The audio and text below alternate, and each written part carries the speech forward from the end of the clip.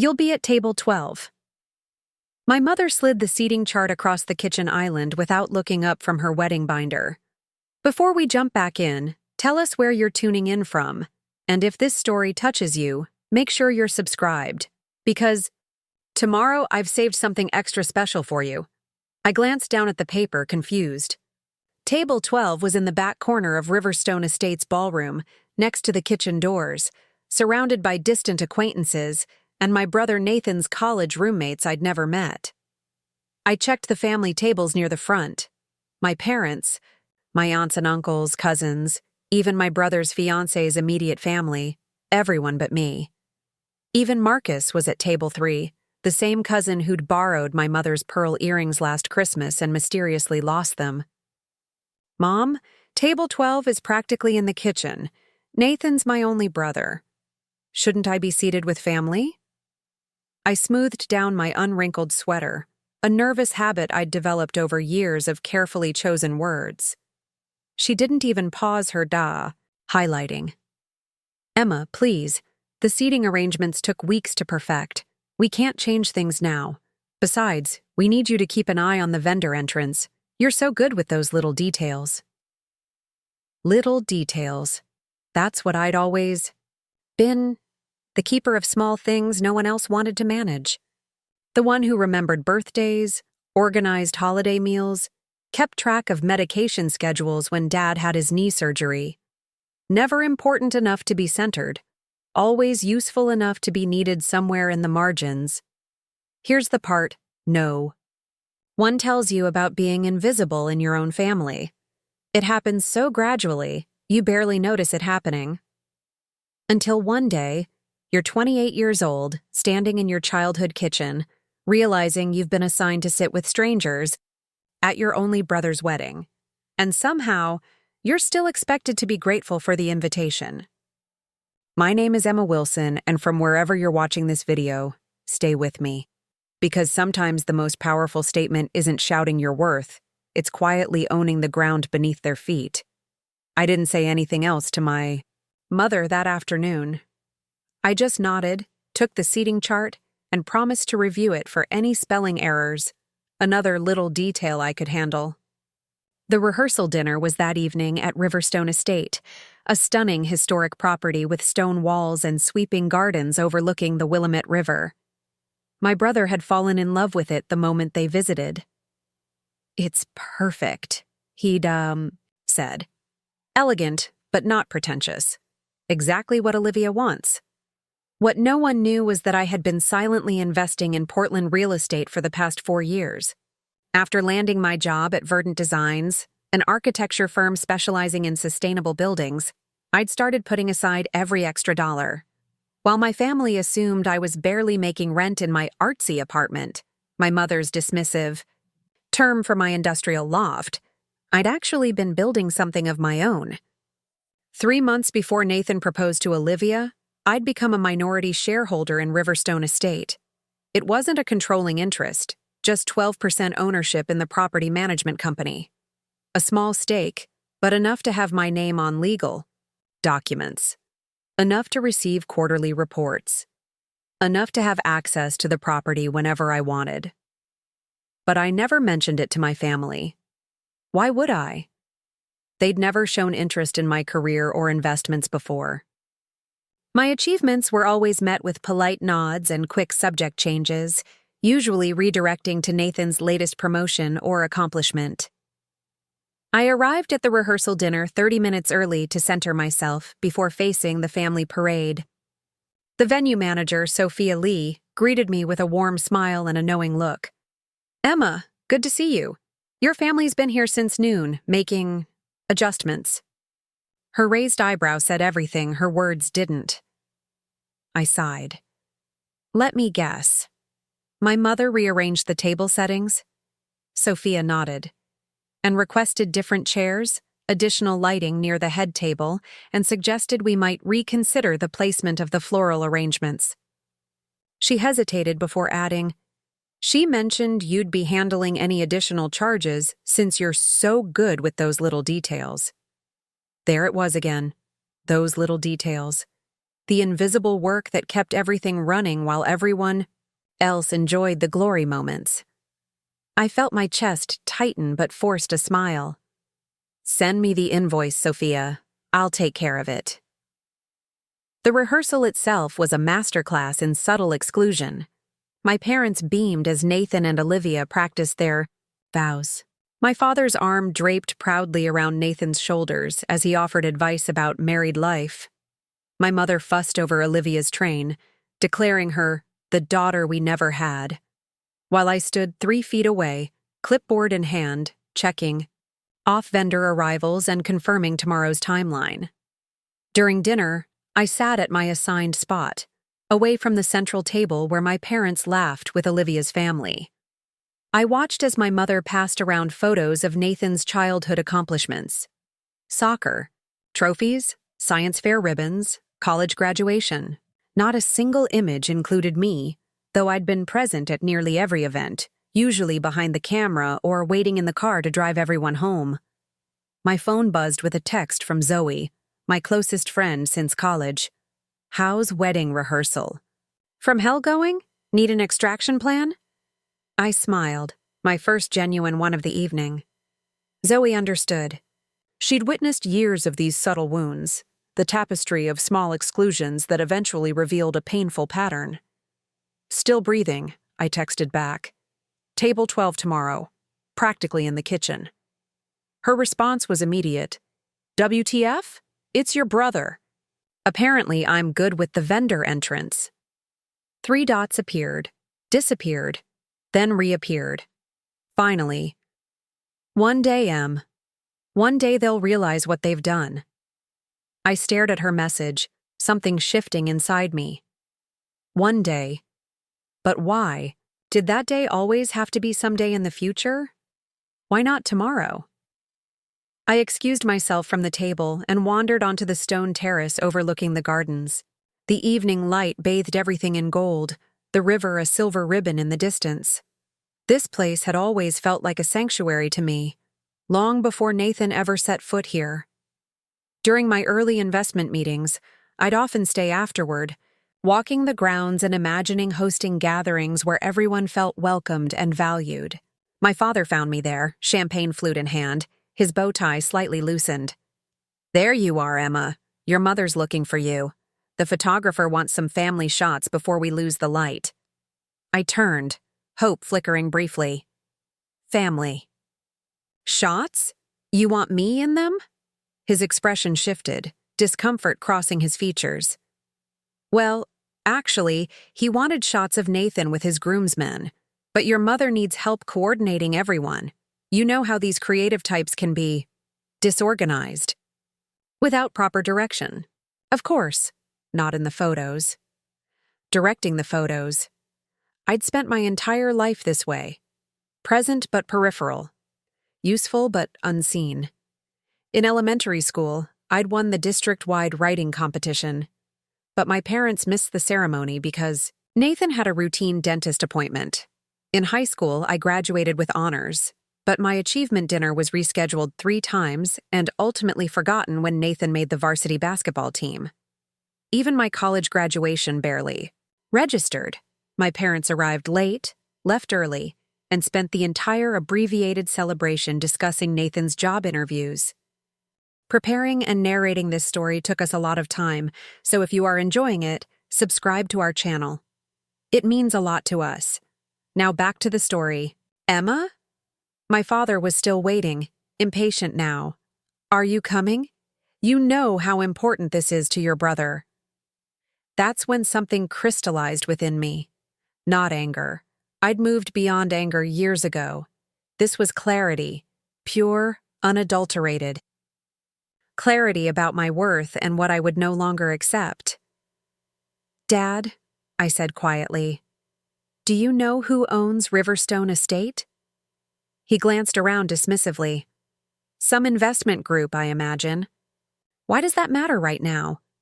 We're in the middle of your brother's rehearsal dinner." "It matters," I replied, "because I'm part of that investment group. I own 12% of this property." He stared at me, confusion replacing impatience. That's not possible. You couldn't afford. I've been investing for 4 years, I continued, my voice steady. I helped approve the renovation plans for the East Garden where Olivia wants her ceremony. I voted on the new catering kitchen installation. I have quarterly meetings with the board about property improvements. He blinked rapidly, processing this information that contradicted everything he believed about me. But why wouldn't you tell us? Especially when Nathan chose this venue. The question was so perfectly oblivious that I almost laughed. When would I have told you, Dad? Between discussions of Nathan's promotion and Olivia's family connections? Or maybe during the 3 family dinners I wasn't invited to last month? His face flushed. That's not fair, Emma. We've always supported you. You've always tolerated me, I corrected gently. There's a difference. Before he could respond, my mother's voice called from the doorway. Robert, the photographer is waiting. Where's Emma? We need her to coordinate the groomsmen. I looked at my father, whose face had paled slightly. You should go, I said. The photographer is waiting. I'll be there in a minute. As he walked away, visibly unsettled, I felt no triumph, no vindication, just a quiet certainty that something had shifted irreversibly. The ground beneath their feet had always been mine. They just never bothered to look down. I spent the rest of the evening fulfilling my assigned role, coordinating, arranging, smoothing over small crises. But something had changed within me. Each time my mother directed me to handle another detail or my father patted my shoulder absently while focusing on Nathan, I felt a strange calm. I wasn't angry. I wasn't hurt. I was simply present, observing the dynamics I'd been swimming in my entire life, now from the shore, rather than drowning in the current.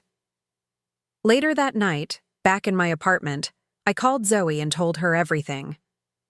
So what are you going to do? She asked after a long silence. Tell them to find another venue? That would be the nuclear option. No, I said, surprising myself with my certainty. The wedding will happen exactly as planned. Nathan and Olivia deserve their perfect day. This isn't about punishing anyone. Then what? I looked out my window at the Portland skyline, lights twinkling against the night sky. It's about finally being seen. Not for what I can do for everyone else, but for who I am. I thought back to all the years of stepping aside, of making myself smaller to fit into the spaces I was allowed to occupy. The straight A report cards, acknowledged with distracted nods. The art exhibition my parents missed because Nathan had a cold. The promotion to senior project manager that was dismissed as such a nice little career. Tomorrow, I told Zoe, I'm going to sit at table 12 as assigned. I'll smile for photos if asked. I'll help with any emergencies that arise. But I'm also going to wear the jade earrings Grandma left specifically to me. I'm bringing the investment portfolio that includes my stake in Riverstone. And after the reception, when everyone has gone, I'm staying behind to sign the quarterly distribution checks as part owner. And if they don't notice any of that? Zoe asked gently. Then they don't, I replied. But I'll know. And sometimes, that's enough. When I hung up, I didn't feel the hollow ache that usually followed family events. Instead, I felt something unfamiliar stretching within me. The quiet power of taking up space without apology. Morning arrived with Portland's signature misty rain, the kind that clings to everything but somehow makes the world more vibrant, more alive. I dressed carefully in the deep emerald dress I'd chosen months ago, a shade that brought out the gold flecks in my eyes that, according to my grandmother, were the exact color of her mother's. I fastened her jade earrings, their weight familiar and grounding. As I gathered my things, I paused at my desk and added one more item to my bag, a folder containing the original property deed of Riverstone Estate, with my name listed among the investors. Not to wave in anyone's face, but to remind myself of what I'd built while no one was looking. When I arrived at Riverstone, the grounds were already bustling with activity. Florists arranging last-minute blooms, catering staff, setting up serving stations, the wedding coordinator barking orders into her headset. Sophia spotted me and hurried over. "Emma, thank goodness. Your mother has been asking about the lighting in the portrait room. She says it's not what was promised." I smiled, the calm from last night still wrapped around me like armor. "I'll handle it." As I navigated through the controlled chaos toward the main house, I spotted my mother in the distance, gesturing emphatically to a staff member who looked increasingly distressed. Some things never changed, but I had, and that made all the difference. "Mom," I called as I approached, "is there an issue with the lighting?" She turned, relief momentarily crossing her face before settling back into focused determination. "Emma, finally. Yes, the lighting in the portrait room is all wrong. It's going to ruin the photographs, and you know how important those are to the family history." Family history. The carefully curated narrative that somehow always minimized my presence. "Let me see," I said, leading the way inside. The portrait room was bathed in natural light from the floor-to-ceiling windows, supplemented by the vintage chandeliers I'd personally voted to preserve during the last renovation meeting. "It looks exactly as it should," I observed. The lighting plan was specifically designed to highlight the architectural features while providing optimal conditions for photography. My mother frowned. "It's too harsh. Nathan will look washed out." "Actually," I said, "the lighting was calibrated by award-winning photographers who use this space regularly. But if you'd prefer, I can speak with Sophia about adjustments." She sighed dramatically. "Would you? You're so good with the little details," I finished for her. "Yes, I know." As I turned to leave, I added casually, "By the way, did you know the chandeliers are original to the building? The restoration team found documentation dating them to 1892. I voted to keep them during our last board meeting." She paused, something flickering across her face. "Board meeting?" I smiled. "For Riverstone. I'll tell you about it sometime, when you're not busy with Nathan's big day." Before she could respond, my father appeared in the doorway. "Diana, the officiant has arrived. He has questions about the ceremony sequence." His eyes landed on me, and I noticed a hesitation, a reassessment, as if seeing me through a slightly different lens than yesterday. "Emma," he acknowledged, more carefully than usual. "Dad?" I replied with a nod. "I was just telling Mom about the chandeliers, the ones I helped preserve during renovation." His gaze traveled upward, then back to me. Questions formed behind his eyes, but the wedding coordinator appeared before he could voice them. "Mr. and Mrs. Wilson, we need you for the final ceremony review." They left, my mother already deep in conversation about processional music, my father glancing back at me with an expression I couldn't quite decipher. Not quite understanding, not quite respect, but something shifting in between. Throughout the morning, I moved through my assigned tasks with practiced efficiency. I helped Olivia's mother find her corsage, directed the caterers when they had questions, confirmed the timing for the string quartet. All the invisible work that kept the day flowing smoothly. But something was different this time. I wasn't disappearing into the background. I was simply choosing to help, knowing I could just as easily choose not to. As guests began to arrive, I overheard snippets of conversation about the venue's beauty, its perfect restoration, how fortunate Nathan and Olivia were to secure such an exclusive location. Each comment reminded me of my quiet contribution to this space that everyone admired, but no one associated with me. When it was time for the ceremony, I took my place among the guests, not in the family section, but at the periphery where I'd been expected to sit. The music swelled, Nathan took his position at the altar, and our parents walked down the aisle, beaming with pride. As my mother passed my seat, her eyes caught mine, then traveled to my earrings, Grandma's jades that she'd once tried to convince me to share with Nathan for Olivia. A small furrow appeared between her brows, a momentary disruption in her perfect mother-of-the-groom composure. The ceremony was beautiful. Nathan and Olivia exchanged heartfelt vows that spoke of partnership and respect. I felt genuinely happy for them, untainted by my own family dynamics. When they were pronounced husband and wife, I applauded as loudly as anyone. During the reception, I made my way to table 12 as assigned. Far from the family cluster, adjacent to the kitchen doors, populated by distant connections who couldn't quite place how they knew the bride or groom. I introduced myself, engaged in pleasant conversation, and even laughed genuinely at the stories shared by Nathan's college roommates. Halfway through dinner, I felt a presence behind me and turned to find Sophia, the venue manager.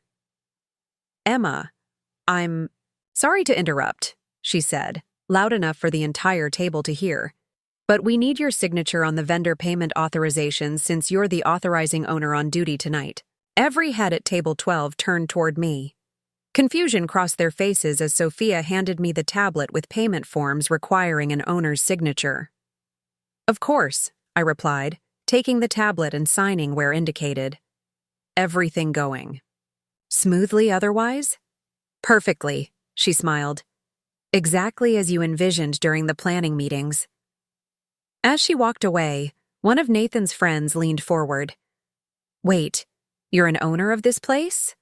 I nodded, taking a sip of champagne. "Minority stakeholder, it's been a rewarding investment." "But," he glanced toward the family tables, "I thought your brother found this place. The way your parents were talking."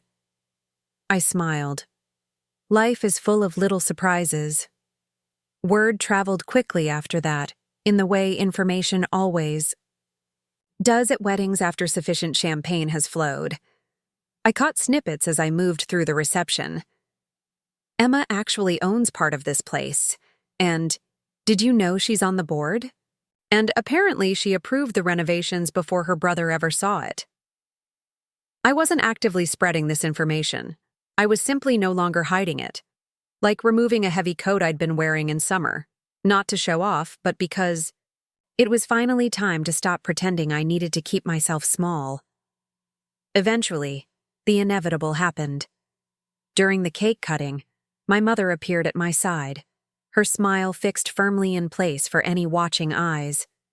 "Emma," she said, her voice deliberately light. "Several people have mentioned something about you being involved with Riverstone. I'm sure there's been a misunderstanding." I turned to face her fully. "No misunderstanding, Mom. I've been a shareholder for almost 4 years. That's why I encouraged Nathan to look at this venue when he got engaged. I knew it would be perfect. For them." Her expression flickered between disbelief and something harder to name. "Why wouldn't you tell us something like that? Your own family?" The question hung between us, layered with unintended irony. "When you moved my graduation dinner 3 times for Nathan's basketball dinners, then forgot it entirely, did you tell me why?" She blinked, thrown by the apparent non sequitur. "When you seated me at table 12 next to the kitchen while cousin Marcus, who took your pearls, sits at table 3, did you explain your reasoning?" "Emma, that's completely different." "Is it?" I asked gently. "Or is it that you've never been interested in my accomplishments unless they directly benefited the family?" "I've never been important enough to center, only useful enough to need." The music changed, signaling the first dance. My mother's eyes darted to the dance floor where Nathan was waiting for Olivia. "We can't do this now," she said, her voice tight. "It's your brother's wedding." "It is," I agreed. "And it's beautiful. I'm genuinely happy for them both." As she turned to leave, I added, "By the way, I've organized for a sparkler send-off at midnight. The staff has been briefed. Just another little detail I took care of." She hesitated, clearly torn between responding to me and maintaining the perfect mother-of-the-groom facade. The facade won. She nodded stiffly and walked away to join my father for photos. The rest of the evening unfolded like a dream. Dancing, toasts, laughter, all the traditional elements of a wedding celebration. I participated fully, no longer feeling like a ghost at the periphery. When guests asked about my connection to Riverstone, I answered honestly, but without elaboration. This wasn't about creating drama, it was about finally occupying my truth without shrinking. Near midnight, as the celebration wound down, my father found me overseeing the preparation for the sparkler send-off. "Emma," he said, his voice unusually hesitant, "your mother mentioned about Riverstone." I nodded, helping a staff member arrange the final trays of sparklers. "I don't understand why you'd keep something like that from us," he continued. "We're your family." I looked at him directly, this man who had always seen me as an extension of his expectations rather than a person with my own path. "Dad, when was the last time you asked me about my work, my investments, my accomplishments? Not what I could do for the family, but what I was building for myself?" He opened his mouth, then closed it. For perhaps the first time in our relationship, my father was at a loss for words. "I stopped sharing because you stopped seeing," I said simply. "But that doesn't mean I stopped growing." Before he could respond, the wedding coordinator announced the final dance before the send-off. He looked torn, glancing between me and the dance floor where my mother was motioning for him. "Go," I said. "It's Nathan's night. We can talk another time." As he walked away, I felt no bitterness, no resentment, just a peaceful certainty that I was finally standing in my own light, whether they chose to see me or not. After the last guest departed, and Nathan and Olivia left in a shower of sparklers and cheers, I remained behind with Sophia to sign the final paperwork. My parents had already gone, departing with subdued farewells and confused glances in my direction. "Successful event," Sophia commented as we walked through the now quiet ballroom, "though I think you created quite a stir with your family."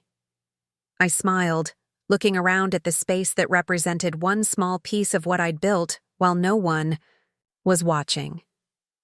Sometimes silence speaks louder than words, and sometimes owning your own ground is the most powerful statement you can make. Later, back in my apartment, I kicked off my heels and sat by the window, watching the late-night mist envelop Portland. My phone buzzed with a text from Zoe. "Well, how was table 12? I smiled and replied, "Surprisingly comfortable. Turns out owning the chair makes all the difference." As I set my phone down, I felt something I'd been searching for my entire life. Not validation from my family, not recognition from the world, but the quiet certainty of my own worth. I didn't need to be centered in someone else's story anymore. I was writing my own. The first time I realized my family saw me differently was on my 10th birthday. While Nathan's celebrations warranted themed parties and custom cakes, mine consisted of a grocery store sheet cake and a handful of relatives who happened to be in town for my father's work dinner. My mother had forgotten candles, so we used the ones left over from last year, half melted and mismatched. "It doesn't really matter," she'd said when I pointed it out.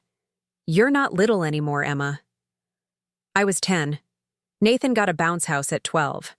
These moments collect like stones in your pocket, individually small enough to ignore, but collectively, they weigh you down until walking upright becomes an act of determination rather than instinct. By high school, the pattern was so firmly established that I'd learned to expect it. When I made honor roll 4 years running, my parents nodded and immediately pivoted to Nathan's college applications. When I won the statewide architecture competition that would eventually shape my career, they missed the ceremony because Nathan had a minor football injury, a sprained wrist that didn't even bench him.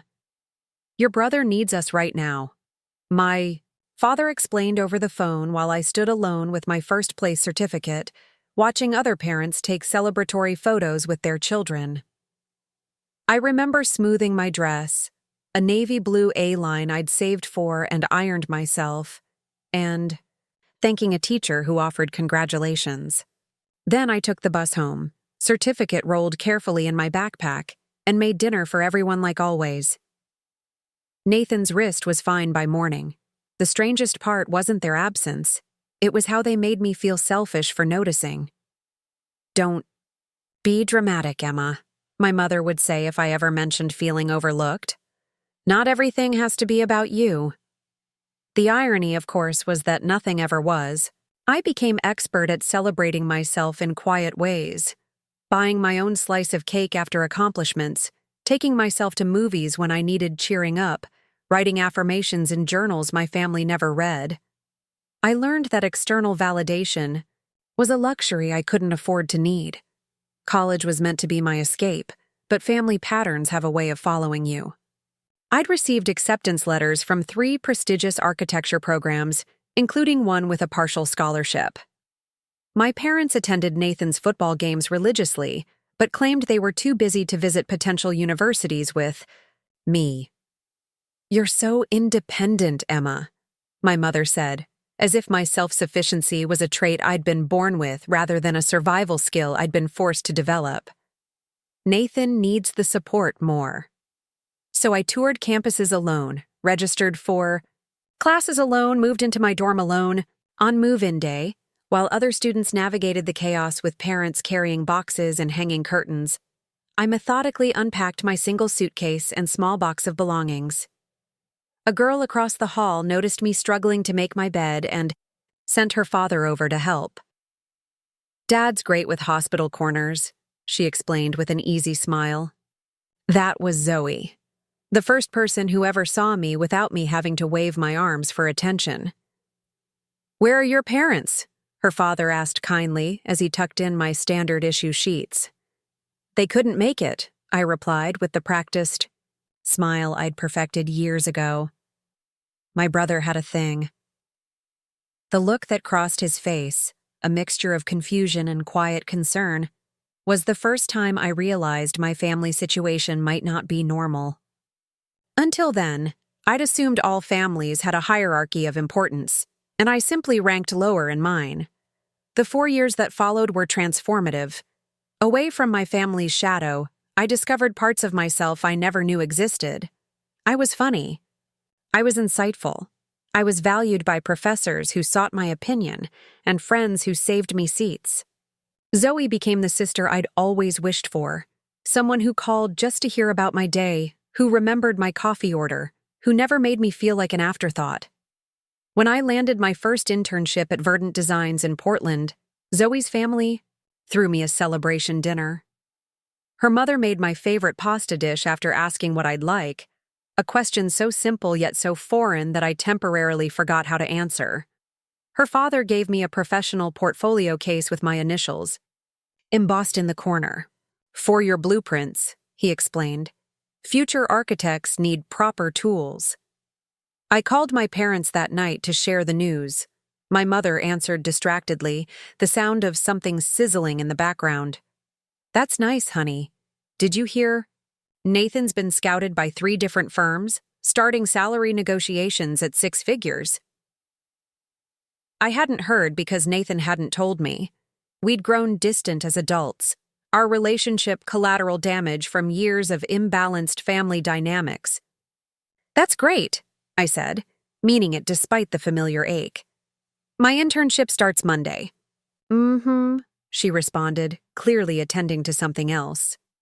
"Oh, your father wants to know if you're coming home for Nathan's graduation dinner next month." I thought about the internship I'd fought for, the one that would require 60-hour weeks and total dedication, especially at the beginning. "I don't think I can get away that weekend," I said carefully. "I'll have just started." The sizzling stopped.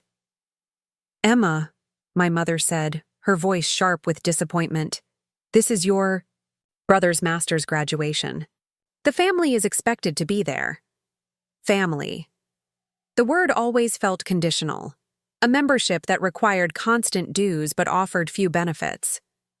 "I understand," I replied, already calculating how I could possibly make it work. "I'll see what I can do." I ended up taking an overnight bus to make a 4-hour appearance at Nathan's graduation dinner, where I was seated at the far end of the table next to my great-aunt, who kept confusing me with a cousin who lived in Seattle. My parents didn't acknowledge the effort it took to get there. Such accommodations were simply expected. When I had to leave early to catch my return bus, my mother sighed dramatically. "Always running off somewhere," she said to no one in particular, as if my dedicated work ethic was an inconvenient personality trait rather than a necessity. The Verdant Designs internship became a full-time position after graduation. I threw myself into sustainable architecture with the same intensity I'd once directed toward earning my family's notice. Portland suited me. Progressive, creative, far enough from my parents to escape their gravitational pull, but close enough to maintain the appearance of filial duty. I rented a small studio apartment in the Arts District, a converted industrial space with exposed brick and pipes that my mother declared unfinished looking on her single brief visit. "Couldn't you find something more conventional?" she asked, eyeing my furniture, a collection of second-hand pieces I'd lovingly restored. "This looks like student housing." "I like it," I said simply, not bothering to point out the architectural details I'd specifically sought or the southern exposure that filled the space with natural light. "It's home." "Well," she sniffed, setting down her untouched tea, "at least it's only temporary until you find something better." But I already had found something better. A life constructed according to my own blueprints rather than their expectations. I was thriving at Verdant, where my innovative approaches to sustainable urban housing had caught the attention of senior partners. I had friends who valued my quiet strength, my thoughtfulness, my surprisingly dry humor. I had started building a portfolio of small investments, a financial foundation my parents never believed I could establish. The investment in Riverstone Estate came about unexpectedly. One of our firm's clients was diversifying into historic properties and mentioned the opportunity during a project meeting. "We're looking for smaller stakeholders," she explained after hours, while we reviewed finalized plans over coffee. "People with vision who appreciate the architectural significance of these old structures." I toured the property the following weekend, falling instantly in love with the graceful lines of the main house, the sturdy stone outbuildings, the way the gardens sloped gently toward the river. It needed work, thoughtful restoration that would honor its history while adapting to modern use. But I could see its potential immediately. Using nearly all my savings and a carefully calculated loan, I purchased a 12% stake in the property management company. For the first year, my investment remained a private joy. I attended quarterly meetings, voted on renovation proposals, walked the grounds during early mornings when mist still clung to the gardens. I never mentioned it to my family, not out of secrecy, but because they'd never shown interest in my professional accomplishments or financial decisions. When they called, they asked perfunctory questions about my little apartment and whether I was still at that same company, before launching into extended updates about Nathan's latest promotion or my father's golf tournaments. Then came the day Nathan called, a rare enough occurrence that I initially thought something was wrong. He said, sounding genuinely excited. "I proposed to Olivia last night." She said yes. "That's wonderful," I replied, meaning it. Despite our complicated history, I wished my brother happiness. Olivia seemed kind, though I'd only met her twice at family gatherings where I inevitably spent most of my time helping in the kitchen while everyone else socialized. "Congratulations to you both." "We're looking at venues this weekend," he continued. "Mom thinks we should try for the Greenbrier Hotel, but Olivia wants something with more character." A thought occurred to me then, a genuine desire to contribute, something meaningful to my brother's happiness. "You might want to look at Riverstone Estate," I suggested. "It's a historic property with beautiful gardens overlooking the river. Perfect for photographs." "Riverstone," he repeated. "Never heard of it. Is it expensive?" "It's exclusive," I said carefully, "but worth seeing. I can arrange a tour if you'd like." That weekend, I watched from a discreet distance as Nathan and Olivia fell in love with Riverstone just as I had. I didn't mention my ownership stake, partly because I didn't want to complicate their decision with family politics, but mostly because I'd learned long ago that my achievements were most peaceful when kept to myself. When they signed the contract, 3 days later, securing one of the last available dates that season, I felt a quiet satisfaction. For once, I had contributed something significant to a family milestone, even if no one knew it but me. The following months passed in a whirlwind of wedding preparations. I was included peripherally, asked to research florists, compile guest addresses, create spreadsheets for RSVP tracking, all the invisible labor that makes events run smoothly. When the engagement party was held at my parents' home, I arrived, early to help set up and stayed late to clean, while everyone else enjoyed the celebration. Nathan thanked me with a distracted half-hug as he left, but my parents simply expected the assistance, as they always had. 3 weeks before the wedding, my mother called with the seating chart already finalized. "Table 12, she informed me, without preamble. "It's by the kitchen, so you can help coordinate with the catering staff if there are any issues." The familiar weight settled in my chest, not quite pain anymore, more like the dull pressure of a scar tissue that never properly healed. "Mom," I said carefully, "shouldn't I be seated with family? He's my only brother." She made an impatient sound. "Emma, don't start. The family tables are full with the aunts and uncles and grandparents. Besides, we need someone responsible near the service entrance. You know how these events go." I did know.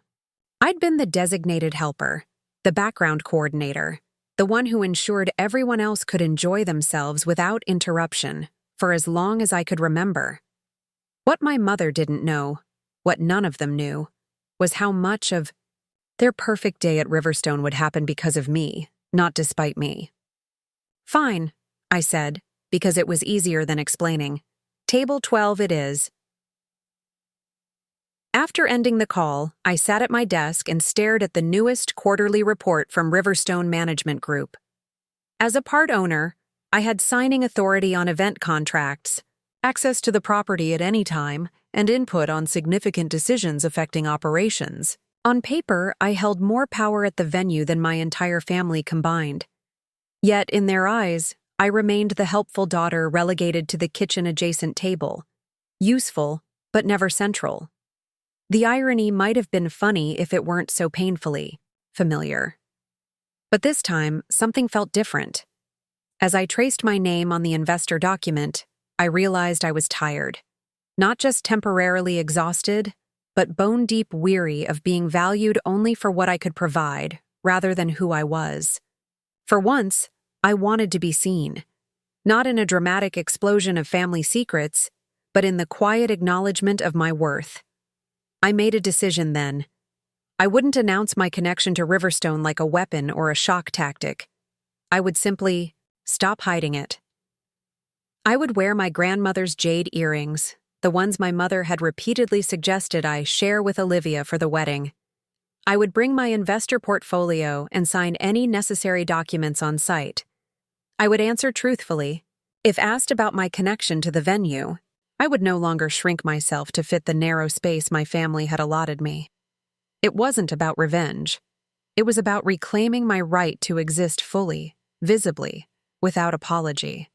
About finally acknowledging that the ground I stood on, both, literally and figuratively, was mine by right, not by permission. About understanding that sometimes the most powerful step isn't making others see your worth, but finally seeing it yourself. The morning of Nathan's wedding arrived with gentle, Portland rain tapping against my loft windows. I watched water trails race down the glass, remembering how my grandmother used to say rain on a wedding day meant prosperity, the sky investing in your future. Grandma Helen had been the only family member who truly saw me. She'd left me her jade earrings when she passed, whispering that they were meant for the one who listens. My mother had been furious, arguing that such heirlooms should go to Nathan's future wife. "Emma won't need them," she'd said, as if my future contained no moments worthy of Jade. I opened my jewelry box and lifted them carefully. Deep green ovals surrounded by tiny silver leaves. Today they would be my armor, my quiet rebellion. As I fastened them, my phone buzzed with a message from my mother. "Don't forget to bring the guest book and place cards. Be at Riverstone by 11 a.m. sharp to help set up. No good morning, no how are you, just tasks as always." I typed back a simple, "I'll be there," and set my phone down. On my desk sat a leather portfolio containing investment documents, quarterly reports, and the property deed showing my name among the stakeholders of Riverstone Estate.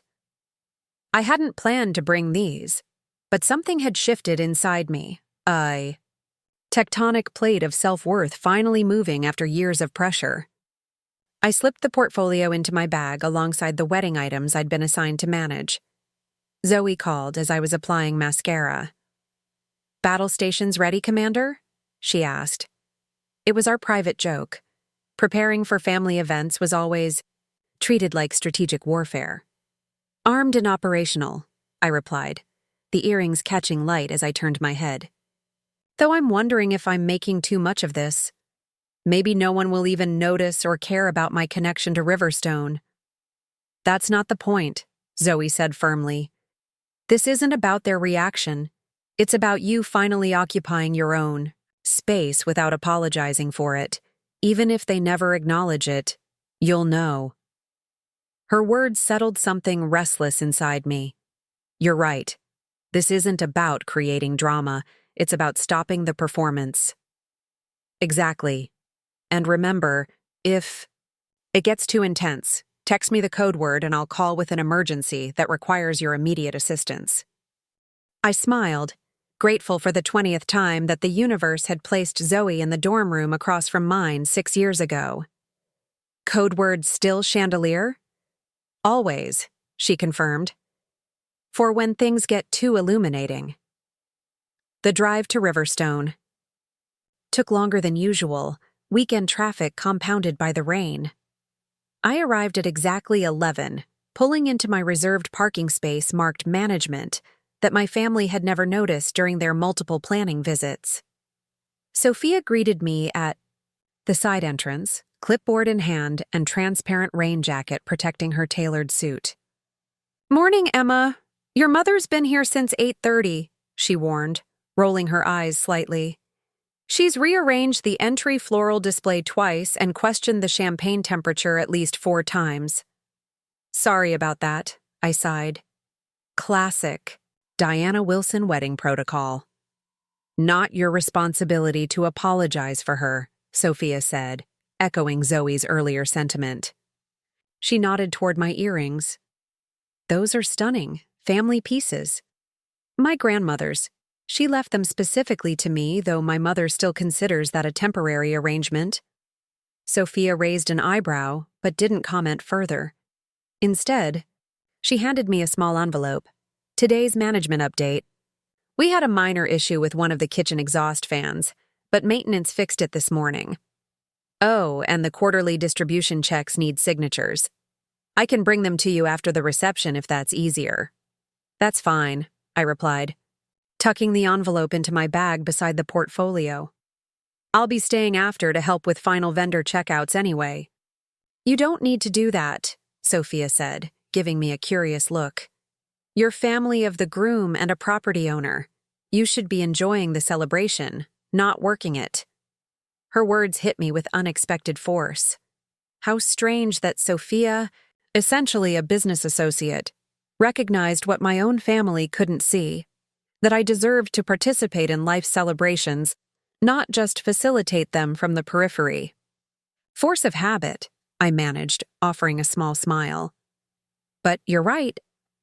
We entered through the back garden doors, the sound of my mother's voice immediately audible, directing staff about proper napkin folding techniques. I took a steadying breath and stepped into the organized chaos of wedding preparation. "Emma, finally," my mother said upon spotting me. not pausing in her arrangement of centerpieces. The florist brought the wrong shade of roses. I told them blush, and these are clearly more salmon. You need to call and have them bring the correct ones immediately. No greeting, no acknowledgement of the rain-soaked drive I'd just completed. Just directives, as if I were another vendor to be managed rather than her daughter. "Good morning, Mom," I said deliberately. "Let me see the roses." She gestured impatiently toward the sample centerpiece. The roses were indeed a shade darker than the pale blush in the original design, but they complemented the venue's stonework beautifully, picking up the warm undertones of the historic walls. "Actually," I said, "I think these work better with the space. The warmer tone balances the coolness of the stone and will photograph more dramatically against the architectural features." My mother stared at me as if I'd suggested replacing the flowers with plastic dinosaurs. "Since when are you an expert on floral design or photography?" "Since I studied color theory in architectural school and helped design the lighting plan for this exact space during the last renovation," I replied evenly. She blinked, momentarily derailed by information that didn't fit her understanding of me. "What are you talking about? You never mentioned being involved with Riverstone's renovation. You never asked about my work," I said simply. "Where's Dad?" The subject change worked as expected. My mother immediately shifted focus, her momentary confusion forgotten. "In the main hall with Nathan and the groomsmen. They're doing pre-ceremony photos since the rain might prevent outdoor shots later. Speaking of which, you need to check if the contingency tent has been properly secured for the garden cocktail hour." I nodded, already turning toward the door, but paused. "I'll handle the tent situation, but first, has anyone checked on Olivia? How is she doing?" My mother waved dismissively. "Her mother and bridesmaids are with her in the bridal suite. They have everything under control." Translation: the bride. Wasn't her concern until she needed to direct her down the aisle. I made a mental note to stop by the bridal suite after checking the tent.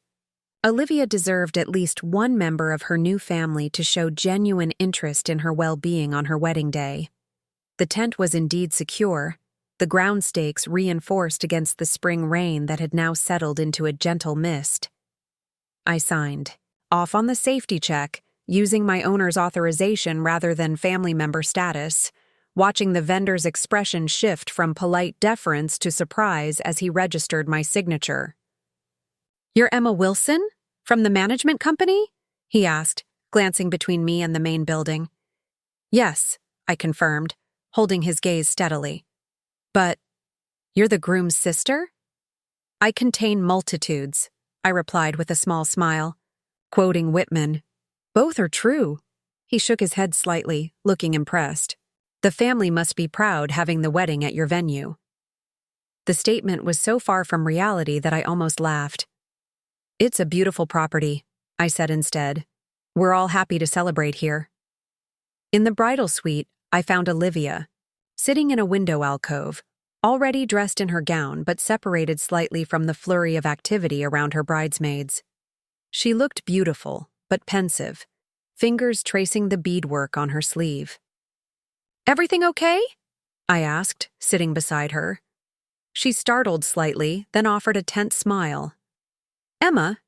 Yes, everything's perfect. Just taking a moment." I recognized the expression on her face, the careful composure of someone trying to meet expectations while suppressing their own needs. I'd worn it most of my life. "It's okay if it's not all perfect," I said quietly. "It's a lot of pressure, being the center of a day like this." Something in her eyes softened, as if relieved to be seen accurately. "Your mother changed the processional music this morning," she confided.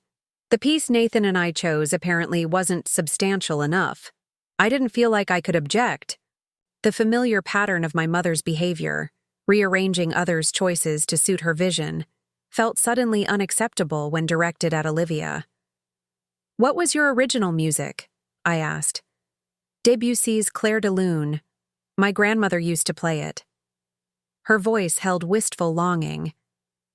Your mother switched it to Wagner. The traditional wedding march? She nodded, looking down. It's fine. It's traditional for a reason, right? I made a decision then, small but significant. Wait here. I found Sophia near the kitchen, confirming meal timing with the caterers. I need a favor, I said quietly, pulling her aside. Can you speak with the string quartet about the processional music? It needs to be Debussy's Clair de Lune, not the Wagner my mother requested. Sophia's eyes widened slightly. Your mother was quite emphatic about the change this morning. I'm being equally emphatic about changing it back, I replied. The bride wants Debussy. It's her wedding day. And you're an owner, Sophia said, understanding. Consider it done. I returned to Olivia. Check your processional music off your worry list, I said simply. Debussy is back on the program. Her eyes widened. But your mother is not the bride, I finished. Today is about you and Nathan, not anyone else's expectations. Impulsively, she hugged me. Thank you, I wish. She trailed off, but I could fill in the blank. I wish your family treated you with the same consideration. I wish you were seated at the family table. I wish things were different. Just focus on marrying my brother today, I said, returning her embrace. Everything else is just details. When I left the bridal suite, I nearly collided with my father in the hallway. He steadied me with hands on my shoulders, then stepped back, regarding me with surprise. Emma, he said, as if confirming my identity. You're wearing your grandmother's earrings. It was the first thing he'd noticed about me all day, perhaps, all year. Not my contributions to the wedding planning, not my prompt arrival despite the rain, just the jade pieces that had caused such family discord. Yes, I confirmed. They're mine after all. He frowned slightly. Your mother thought Olivia might wear them today. Something borrowed. Nobody asked me, I pointed out. And they weren't borrowed. Grandma gave them to me. He seemed ready to argue, but was distracted by my mother's voice calling his name from the main hall. The familiar resignation crossed his face. Duty calling. Conversation over. We'll talk about this later, he said, already turning away. The photographer wants family shots before the ceremony. Does that include me? I asked, unable to stop myself. He paused, looking confused. What? The family photos. Am I included, or are they just for you, Mom, and Nathan? His expression shifted to something between discomfort and annoyance. Of course you're included. Don't be dramatic, Emma. Dramatic. The familiar accusation whenever I expressed a reasonable need or question, as if wanting to be treated as a full member of my own family was an outlandish demand. I'll be there, I said, after I finish the tasks Mom assigned. He nodded distractedly and continued down the hall, already reaching for his phone to check a message. I watched him go, feeling the familiar invisibility descend. But today, it didn't ache the way it usually did. Today, I understood that their inability to see me wasn't a reflection of my worth, but of their limited perspective. I completed my assigned duties with mechanical efficiency, guest book arranged, place cards positioned, vendors confirmed. All the invisible work that makes celebrations appear effortless. But something had changed in how I approached these tasks. I wasn't seeking approval or hoping to finally earn my place at the family table. I was simply choosing to contribute, knowing my value existed independently of their recognition. When it came time for family photos, I stood where directed, smiled when prompted, and said nothing when my mother adjusted my posture as if I were a mannequin rather than a person. The photographer, a bearded man with kind eyes, noticed the jade earrings and commented on how beautifully they complemented the venue's garden backdrop. They're really striking, he said, adjusting his lens. They pick up the historical green tones in the stonework perfectly. My mother's head snapped toward me, her eyes narrowing as she registered the earrings for the first time. "Emma," she hissed, "those were meant for Olivia today. We discussed this." "No," I corrected calmly. "You discussed it. They're my earrings, and I'm wearing them." "They're family heirlooms," she insisted, smiling tensely for the photographer while speaking through gritted teeth. "Yes, they are," I agreed. "And Grandma left them to me, specifically and by name, because she wanted me to have them. Not to loan out, not to pass along, to own." The photographer, sensing tension, quickly suggested a new arrangement. "Let's get a shot of just the parents with Nathan now. Emma, you can take a quick break if you'd like." Of course. Even a stranger automatically assumed I was separable from the core family unit. I stepped aside without protest, watching as my parents positioned themselves proudly beside Nathan, their faces transformed by genuine smiles that reached their eyes. The contrast with their expressions when photographed with me was stark and undeniable. With Nathan, they glowed. With me, they posed. As I observed from a few feet away, I felt a strange sense of clarity. This moment, being literally removed from the family portrait, should have hurt. In the past, it would have been another stone in my pocket, another silent confirmation of my peripheral status. But today, it felt like freedom. I was no longer auditioning for a role I would never be cast in, no longer trying to earn my way into a family photo where I would always be slightly out of focus. I was no longer waiting to be chosen by people who had demonstrated, consistently, and over decades, that they would always choose someone else. And in that realization, standing apart while still fully present, I found the beginning of something that felt remarkably like peace. The photographer turned toward me. "Emma? We'd like one with you and Nathan now."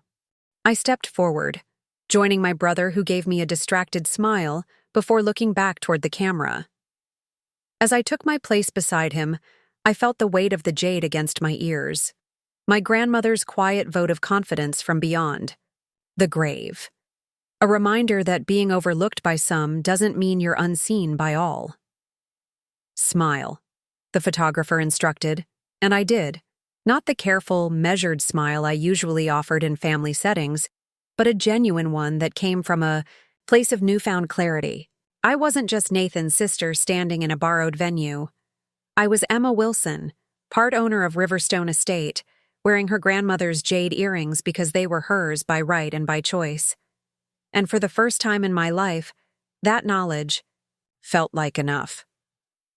The ceremony proceeded like a perfectly choreographed dance, each movement precisely as rehearsed.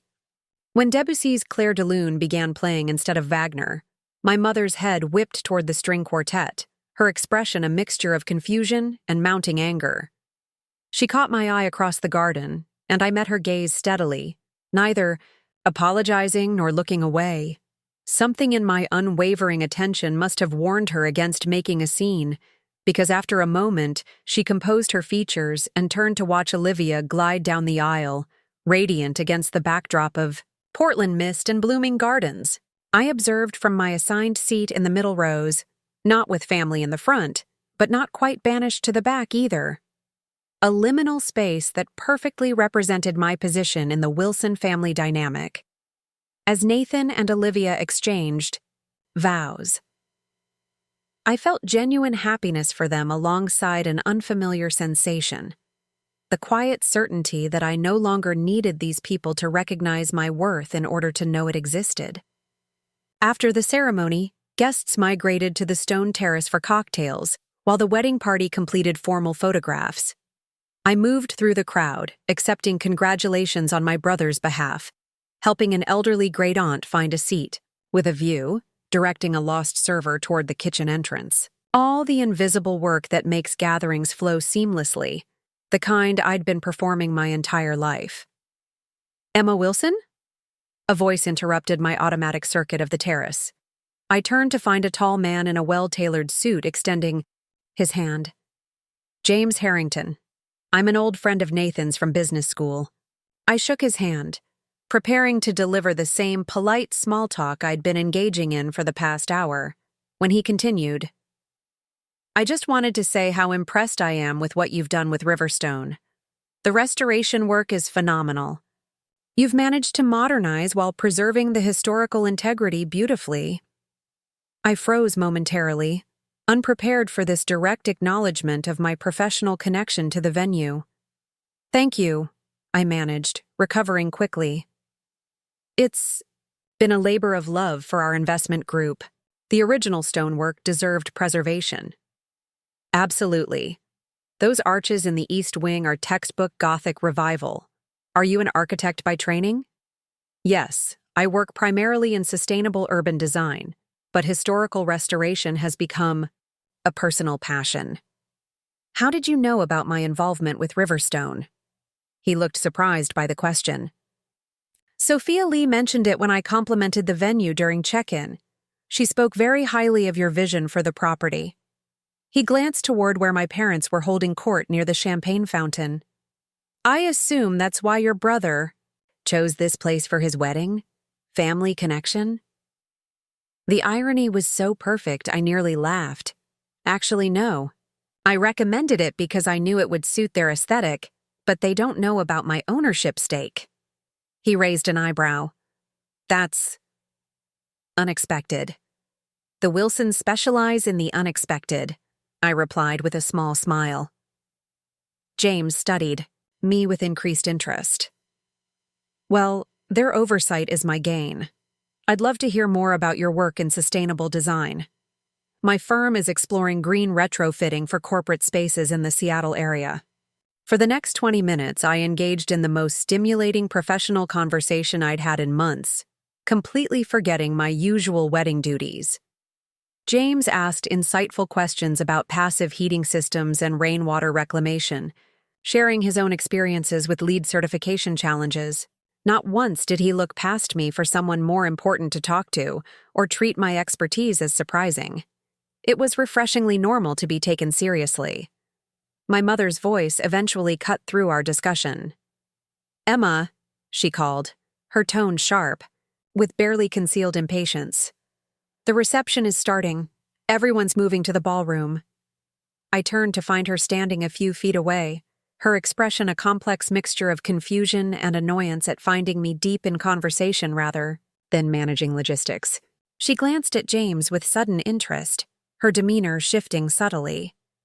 "I don't believe we've met," she said, extending her hand with a warm smile that hadn't been directed at me all day. "Diana Wilson, mother of the groom." "James Harrington."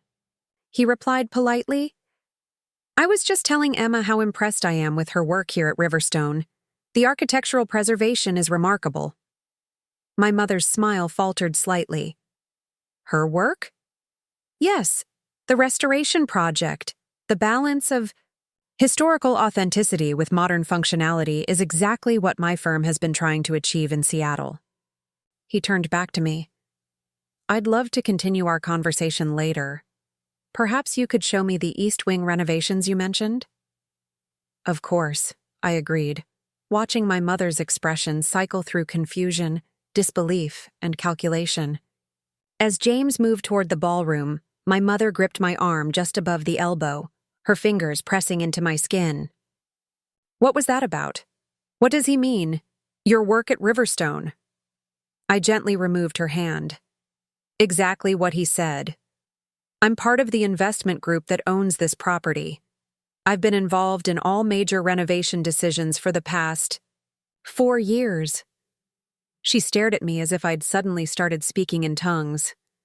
"That's impossible. You couldn't afford—" "I've been financially independent since graduation," I interrupted calmly.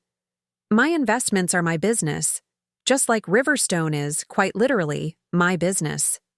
Her face flushed. "Why wouldn't you tell us something like that? Especially when Nathan was choosing a wedding venue?" The question was so perfectly self-centered that it crystallized everything wrong with our relationship.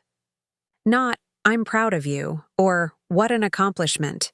Just indignation that I'd withheld information that might have been useful to them. When would have been a good time to mention it? I asked quietly. Between assigning me table 12 and asking me to help with vendor coordination? Or perhaps during one of our phone calls that are entirely about Nathan's achievements? Don't be dramatic, Emma, she said automatically, but there was uncertainty in her voice now. We've always supported your interests. My career, I corrected. My professional accomplishments, my financial investments.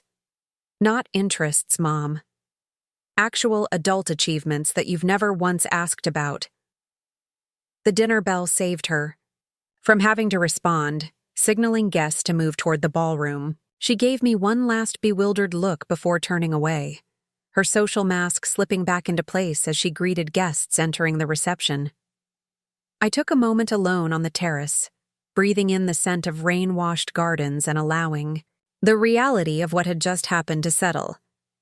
I had finally spoken my truth without anger or accusation, just simple, factual statements about my life and their behavior. And now, there was no going back to the carefully maintained fiction that had governed our relationship for decades. Inside the ballroom, the reception was in full swing. Crystal chandeliers sparkled above elegantly set tables, the warm amber lighting creating the exact ambiance I'd advocated for during design meetings last year. I made my way to table 12, finding myself seated among distant relatives and Nathan's college acquaintances as expected. No one at the table knew me well enough to understand the significance of my placement, and I found I preferred it that way. Anonymity granted me freedom to observe without performing familial happiness. Midway through the soup course, Sophia appeared beside me, tablet in hand. Sorry to interrupt your dinner, Emma, but we have a slight issue with the payment processing.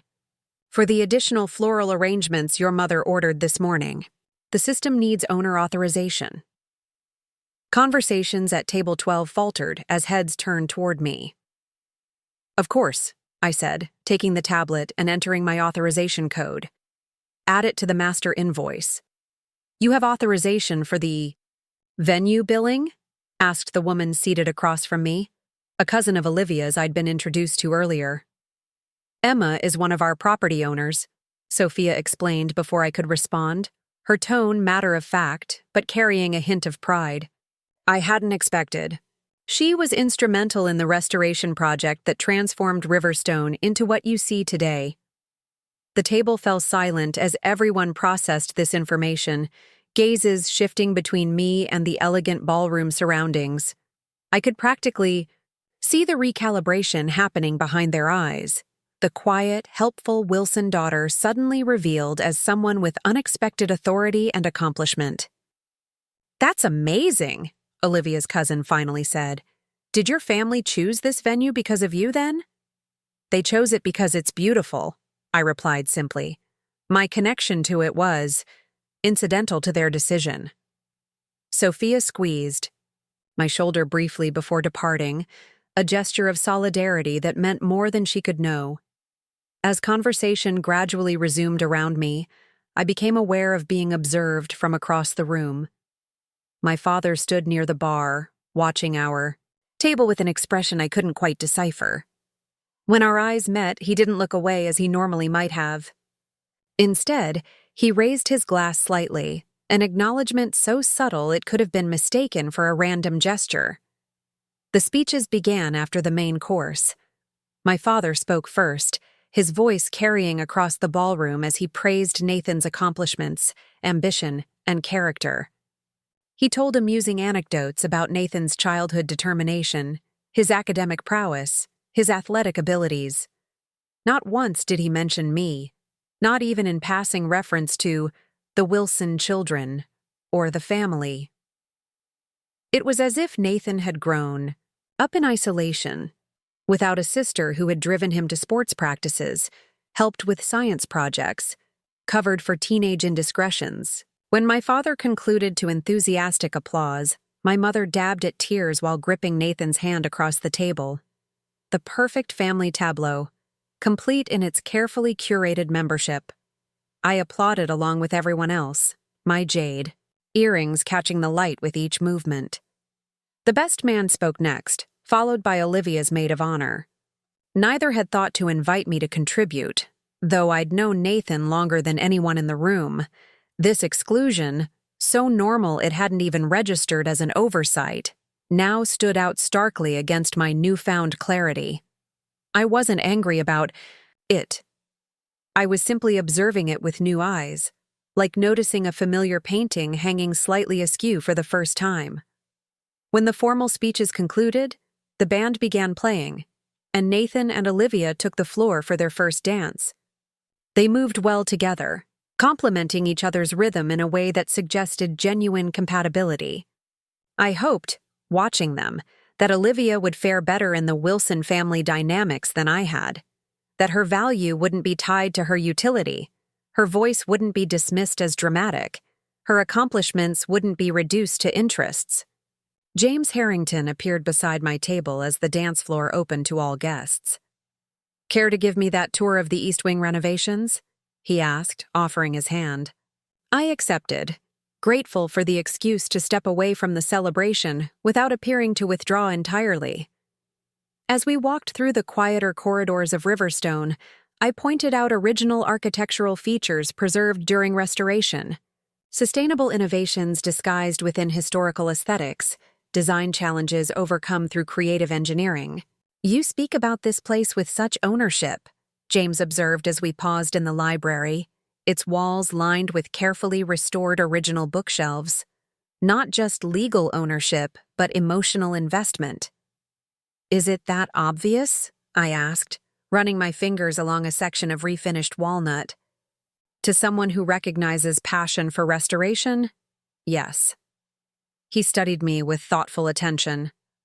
"What I can't figure out is why your family seems unaware of something so fundamental to who you are."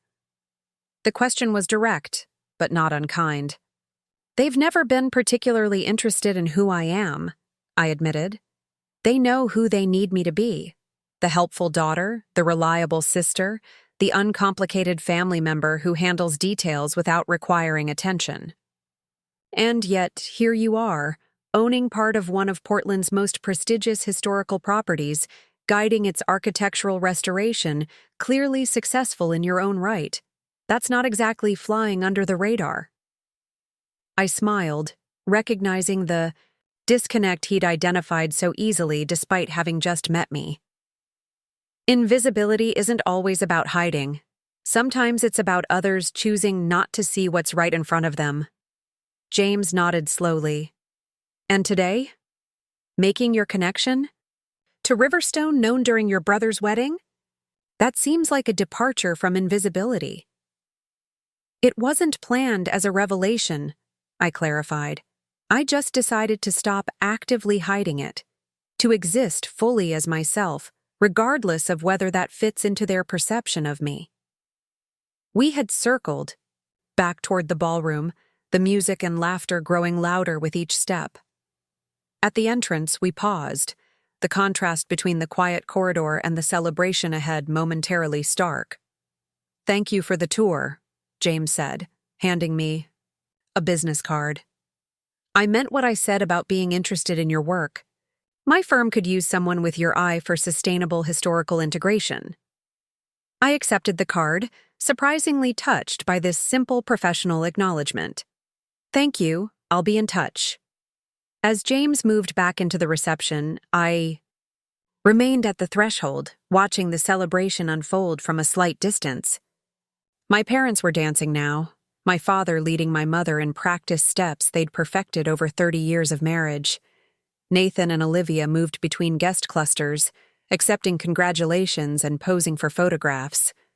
The scene was picture perfect, exactly as planned in my mother's meticulous wedding binder. And for the first time, I didn't feel excluded from that perfection. I felt liberated from the need to be included in it.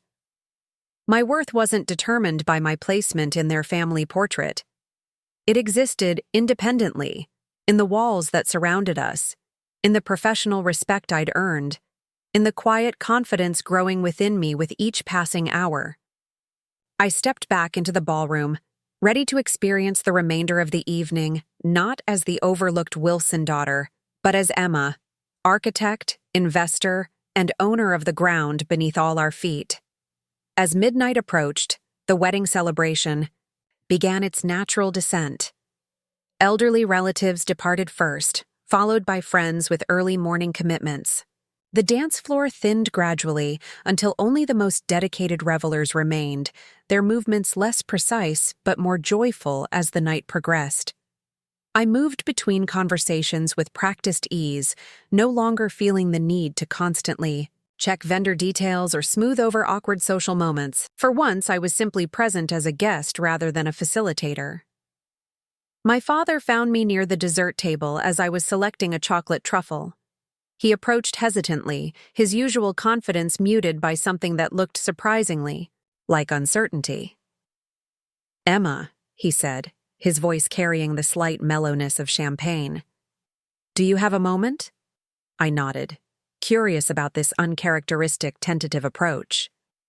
We moved toward a quiet corner of the ballroom, away from the diminished but still lively dance floor. "Your mother tells me you're somehow involved with this venue," he began, gesturing vaguely at our surroundings. "That you're an owner of some kind?" "I'm a partial owner, yes," I confirmed. "I hold a 12% stake in the property management company. I've been investing in Riverstone for 4 years now." He stared at me as if truly seeing me for the first time. "How is that possible? The capital required for something like this?" "I've been careful with my finances since graduation," I explained simply. "My position at Verdant pays well, and I've made some solid investments over the years. But you live in that artist apartment," he said, confusion evident in his furrowed brow. "Your mother always said you were struggling to make ends meet in that creative field you chose." The misunderstanding was so fundamental it was almost comical. "Dad, I'm a senior project architect specializing in sustainable urban design. I've led restoration projects across 3 states. My artist apartment is a converted industrial loft in one of Portland's most desirable neighborhoods.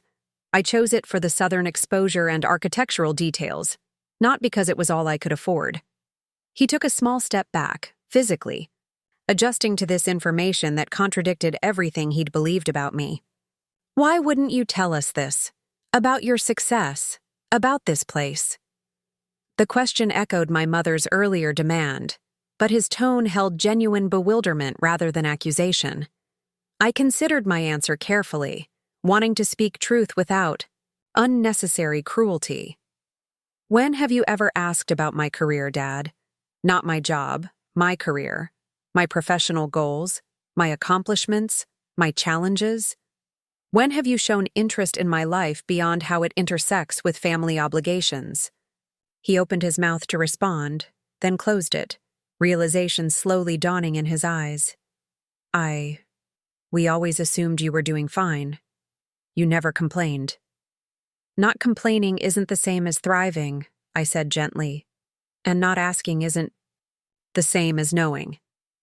We stood in silence for a moment, the weight of decades of missed conversations hanging between us. Finally, he cleared his throat. "The jade earrings suit you," he said, nodding toward them. "Your grandmother would be pleased to see you wearing them today." It wasn't an apology or even a direct acknowledgement of our fractured relationship. But coming from my father, a man who specialized in changing subjects rather than addressing uncomfortable truths, it felt like a tentative step toward seeing me as I actually was. "Thank you," I replied simply. The band announced the last dance of the evening. My father glanced toward the dance floor where my mother stood at the edge, watching us with barely concealed curiosity. "I should." He gestured vaguely in her direction. "Of course," I nodded, releasing him from this unfamiliar territory of genuine conversation. "Enjoy the last dance." He hesitated, something unspoken hovering in the air between us. Then he surprised me by leaning forward and awkwardly kissing my cheek, a gesture so rare I couldn't remember the last time it had occurred. "Your grandmother would be proud," he said quietly before turning away. I watched him rejoin my mother, whispering something in her ear that made her glance sharply in my direction. Whatever he said, she didn't approach me again that evening. Some revelations require time to process, and my mother had never handled disruptions to her narrative with particular grace. After the final dance, after Nathan and Olivia departed amid sparklers and well-wishes, after the last guests trickled out to waiting cars, I remained behind. Sophia found me in the empty ballroom, sitting at the now-abandoned head table, a half-empty champagne flute beside me. "Successful event," she commented, sinking into the chair beside mine with a sigh of exhaustion. "Though I think your family is still processing certain revelations." I smiled, tracing the rim of my glass with one finger. "They're experts at selective processing. By the next family gathering, they'll have rewritten tonight to fit their preferred narrative." "And what narrative is that?" "That they've always known about my success. That they've always supported my career. That Nathan chose Riverstone because of my connection to it, not despite their ignorance of it." Sophia raised an eyebrow. "You sound very certain of that outcome." "I've had a lifetime of experience with the Wilson family revisionist history," I replied without bitterness. "It's more comfortable than acknowledging they missed something important." She pulled a manila envelope from her portfolio and slid it across the table. "Speaking of important things, the quarterly distribution checks need your signature, including tonight's event profits, which were substantial." I opened the envelope, reviewing the figures with professional attention before signing where indicated. The amount was indeed impressive. Wedding seasons always were, but the money wasn't what satisfied me most. It was the simple act of signing my name to documents that confirmed my ownership, my contribution, my tangible connection to something of beauty and value. "Will you tell them?" Sophia asked as I returned the signed papers. "About your actual share of ownership? About how much you've contributed to Riverstone's success?" I considered the question seriously. "No," I finally decided. "Not because I'm hiding it anymore, but because it doesn't matter if they know the details. What matters is that I know them, that I'm no longer pretending to be less than I am to make them comfortable." She nodded, understanding. "For what it's worth, Emma, I think the jade was the perfect choice today. They highlight the architect's eye behind them." I touched the earrings lightly, feeling their cool weight against my skin. My grandmother used to say that jade doesn't just adorn, it protects, that it absorbs negative energy and preserves the wearer's strength. I smiled at the memory. I used to think that was just a pretty story. Now I'm not so sure. We completed the remaining paperwork in companionable silence. When Sophia finally departed with promises to email the event summary, I found myself alone in the ballroom that had witnessed my family's most significant transition. Not Nathan's marriage, though that was certainly momentous, but my quiet emergence from the shadows of their perception. I walked slowly through the empty space, turning off chandeliers as I went, watching how the diminishing light transformed reflections on the polished floor. Near the entrance, a single champagne flute stood forgotten on a windowsill, the residual bubbles still rising lazily to the surface. I picked it up, intending to return it to the kitchen, when something about the abandoned glass struck me as poignantly symbolic. The celebration finished, but evidence of joy remaining. Outside, the Portland rain had stopped, leaving the night air fresh and cool. The garden lights illuminated pathways between carefully tended flower beds, another restoration project I'd overseen last spring. I followed the stone path to the small courtyard overlooking the river, my heels clicking rhythmically against ancient pavers. The view from this spot had captivated me from my first visit to Riverstone. The silver ribbon of water reflecting moonlight, the distant glow of the city, the perfect balance of nature and civilization coexisting in harmony. I'd insisted on preserving this vantage point during renovations despite pressure to expand the terrace for larger events. Some perspectives were too valuable to sacrifice for temporary convenience. My phone buzzed with a text from Zoe. Survived? Need extraction? I smiled, typing back. Survived. More than survived, actually. Her response was immediate. Details tomorrow. Proud of you, whatever happened. I slipped the phone back into my clutch, breathing deeply of the night air tinged with the scent of rain-washed roses and damp stone.